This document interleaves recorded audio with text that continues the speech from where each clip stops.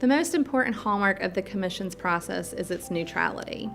The General Assembly believed that credible claims of factual innocence could most effectively and efficiently be evaluated through a complete and independent investigation and review. Our staff works every day to ensure that we're neutral in our review of cases, and we also work to check each other where we see bias creeping in. We are not responsible for representing either side of the criminal justice system. We are just looking for what is the truth, what are the facts. And that's really important. It allows us to approach witnesses in a little bit of a different way. I think it helps people be really forthcoming with our investigators and with us as investigators.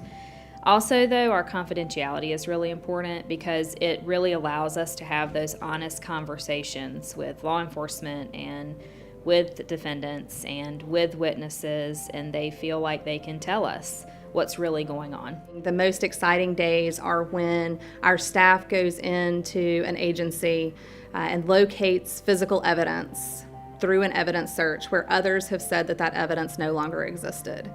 We have both found innocence through testing of evidence that others couldn't locate. And we've also confirmed guilt of individuals through testing of evidence that others couldn't locate. So it's really important to be able to go in, locate evidence, and test it, and that helps us ensure justice is being served. I have been an attorney for over a decade. I practiced most of my practice in a courtroom, and my job was to advocate for my client. It was to figure out what position that client had, and as long as that argument was in good faith, I was going to make it. Here, my job is to step back and think, what is it that I'm looking for on both sides to further or close this claim of innocence? So it really makes you step back and think about the biases that you have and the training you've had to be as an advocate, and put that to the side and say, no, I need to seek the truth here. So what is it that I need to find? Working at the Commission has taught me to think critically about cases. It's taught me to always ask whether or not there's anything else that I can do, or whether there's any additional questions that I need to ask.